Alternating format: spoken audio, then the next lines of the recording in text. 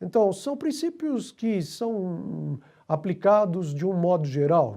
Muitos deles são considerados mesmo princípios de direito. Então, eu não quero dizer com isso que são princípios de direito do trabalho. Eu quero dizer que são princípios de direito. Então, uma coisa que se passou para a Constituição é a ideia da dignidade da pessoa humana, ou então de princípio da dignidade da pessoa humana, que se deve respeitar isso e que tem previsão, por exemplo, no artigo 1º, inciso 3º da Constituição.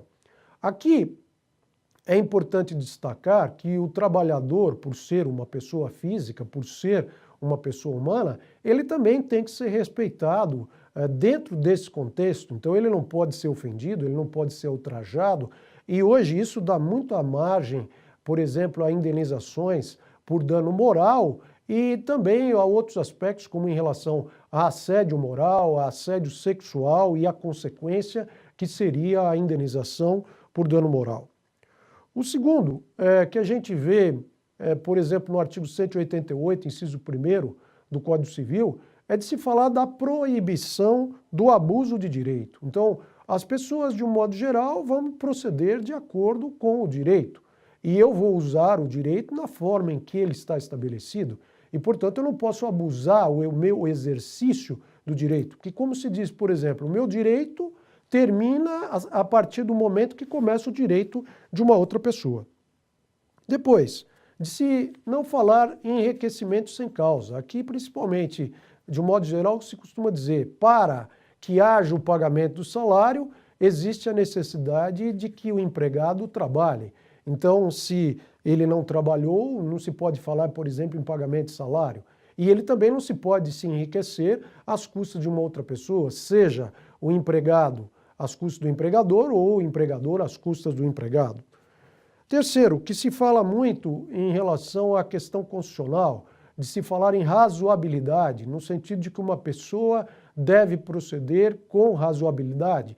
Um homem procede sendo razoável, então eu vou presumir a existência dessa razoabilidade. Uma pessoa não vai proceder de uma forma não razoável. É por isso que se costuma dizer, por exemplo, uma pessoa normal não vai cometer uma justa causa para ser dispensado. Ao contrário, ele vai proceder de uma forma com o trabalho para ele receber o seu salário e ele não vai querer perder o emprego exatamente para não perder a sua fonte de renda. Então, não se pode presumir justa causa. A justa causa tem que ser efetivamente provada. Depois, que também se fala muito nos julgados do Supremo, de se falar em proporcionalidade. Então, deve haver uma proporcionalidade em relação aos atos que são praticados. Aqui, por exemplo, também poderia lembrar a hipótese de justa causa, de se falar que a aplicação de uma certa punição ao empregado deve ser feita de uma forma proporcional e não desproporcional. Então, se ele já foi punido uma vez, ele não pode ser punido novamente pelo mesmo fato. Eu posso puni-lo por uma outra situação. Então, há necessidade de se observar também isso.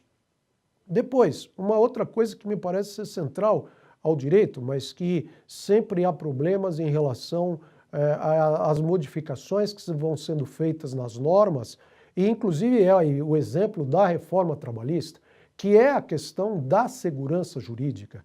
Então, aqui o exemplo típico é exatamente essa situação pela qual nós estamos passando. Então, vem a Lei 13.467 de 2017, entra em vigor no dia 11 de janeiro, e daí, logo em seguida, vem a medida provisória 808, aproximadamente do dia 13 de novembro, e que é publicada no dia seguinte, e faz algumas modificações. E isso traz uma insegurança jurídica. E depois, essa medida provisória 808 não é nem sequer analisada pelo Congresso Nacional. E nós voltamos à situação anterior, que é da Lei 13.467. Então, em determinados casos, o que nós estamos tendo é exatamente uma insegurança jurídica, que não deveria existir. Porque não é possível que a cada período tenha uma norma diferente que vá tratar do assunto e, de repente, essa norma nem sequer é confirmada pelo Congresso Nacional, que foi exatamente o que aconteceu com a medida provisória 808. Então, nós voltamos às regras originais da Lei 13.467. Se fosse assim desde o início, nós não teríamos tido problema, por exemplo, em relação à aplicabilidade dessa norma. É claro, havia necessidade de se fazer alguns ajustes, mas havia necessidade também de que o Congresso tivesse analisado essa questão. Então, daí nós, em determinados casos, temos situações que não deveriam existir de insegurança jurídica. Depois, se costuma dizer que no direito do trabalho deve prevalecer o princípio da boa-fé. Aqui não me parece que princípio da boa-fé é um princípio de direito do trabalho. O princípio da boa-fé é um princípio de direito. Quer dizer, todos devem proceder com boa-fé, seja, por exemplo, num contrato, na execução do contrato, que é o que menciona o artigo 422 do Código Civil, seja no próprio processo, seja de um modo geral. Então, a ideia de boa-fé diz respeito ao direito, e não especificamente ao direito do trabalho. Então não é um princípio de direito do trabalho, ele é aplicado ao direito do trabalho, mas não é exatamente um princípio só de direito do trabalho. Poderia dizer que é um princípio de direito.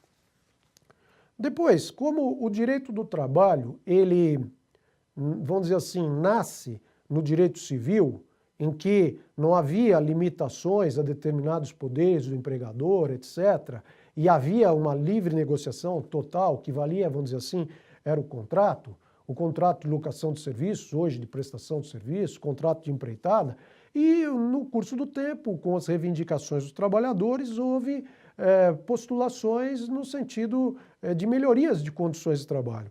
E é exatamente o que acontece aqui. Então, o direito do trabalho é um aperfeiçoamento em relação àqueles contratos iniciais de direito civil. Como no caso, existe uma parte que é considerada mais fraca, que é o empregado, ele precisa de uma determinada proteção e essa proteção é estabelecida pela lei, é exatamente isso que ocorre em relação ao direito do trabalho, em relação à legislação trabalhista, não só a consolidação das leis do trabalho, a CLT, mas também as outras normas que tratam do assunto. Mas eu queria lembrar sobre esse aspecto determinados princípios do direito civil, por exemplo, que também são aplicados aqui. Então, o primeiro, de que o contrato é lei entre as partes. Então, como se costuma dizer, de pacta sunt servanda. Os contratos devem ser observados, devem ser determinados assim como eles foram estabelecidos entre as partes. Em princípio, eu posso lembrar a regra nesse ponto do artigo 444 da CLT, que prevê a livre possibilidade de negociação entre empregado e empregador, salvo questões de, sei lá, medicina e segurança do trabalho, previsão de convenção ou acordo coletivo, ou determinadas normas de ordem pública. Então, o contrato também é lei entre as partes. Muitas vezes se estabelece determinada regra no contrato que não tem previsão na lei. Por exemplo, nem sempre existe uma previsão a respeito de qual é o horário de trabalho, isso é estabelecido no contrato. Qual é o intervalo, se é maior ou menor que 1 hora, e agora também em que se permite que por intermédio de negociação coletiva se estabeleça um intervalo de até 30 minutos. Então, aquilo que foi combinado no contrato deve ser cumprido, sob pena das sanções que forem estabelecidas, inclusive por intermédio da própria legislação.